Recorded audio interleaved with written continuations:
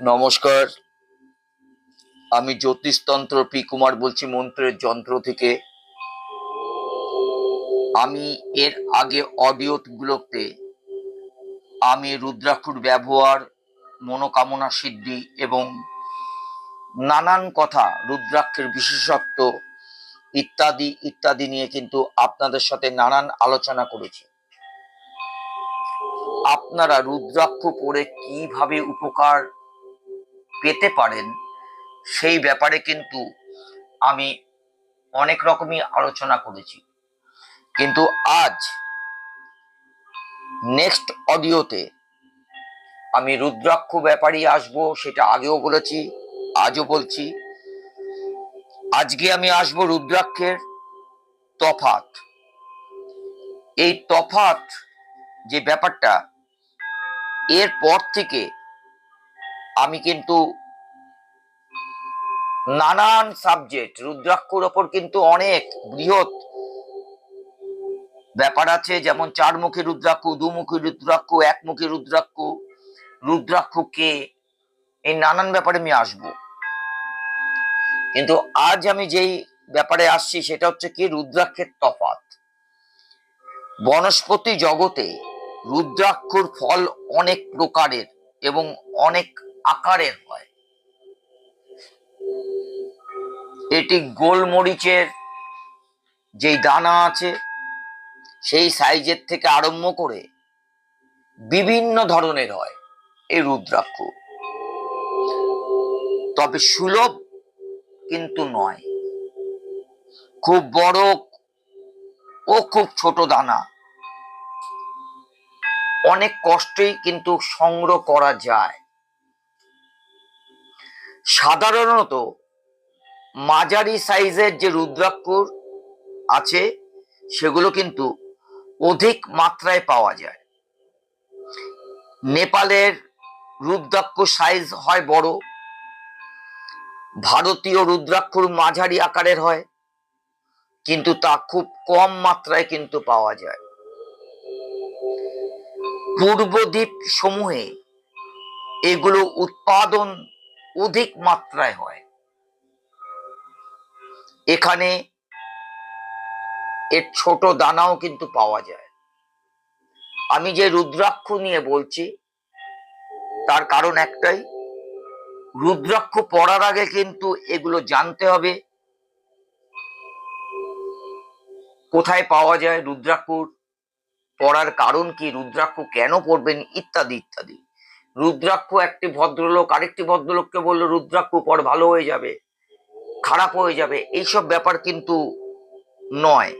এগুলো কিন্তু জেনে বুঝে সুন্দরভাবে যদি আপনি সেই রুদ্রাক্ষ পড়তে পারেন তাহলে কিন্তু 100তে 100% এর উপকার আপনি পেতে পারেন।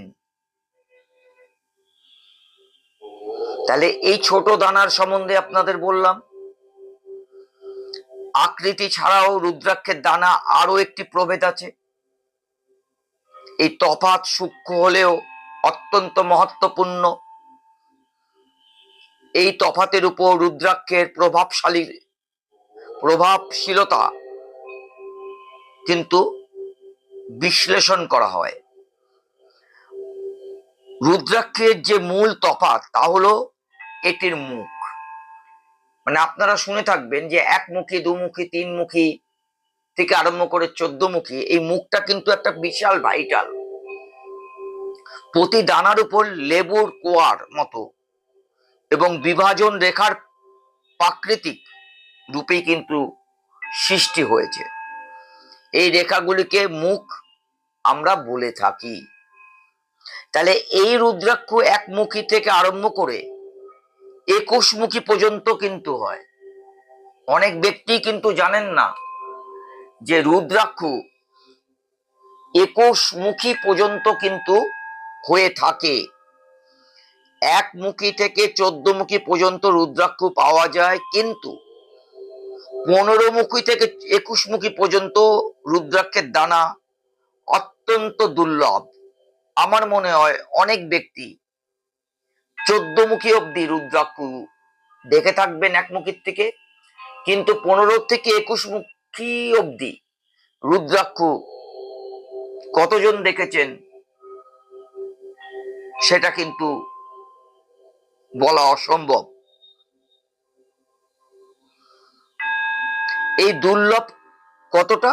15 মুখী থেকে 21 মুখী পর্যন্ত। উপযুক্ত রুদ্রাক্ষ 5 মুখী দানাতেই অধিক পাওয়া যায়। এই 5 মুখী যে রুদ্রাক্ষটা আছে, এই রুদ্রাক্ষ কিন্তু আপনি একটু যদি বিবেচনা করে ঘুরে দেখেন, তাহলে কিন্তু এই 5 মুখী রুদ্রাক্ষ আপনি পাবেন। এই 5 মুখী রুদ্রাক্ষ আপনার জীবনে অনেক কিছু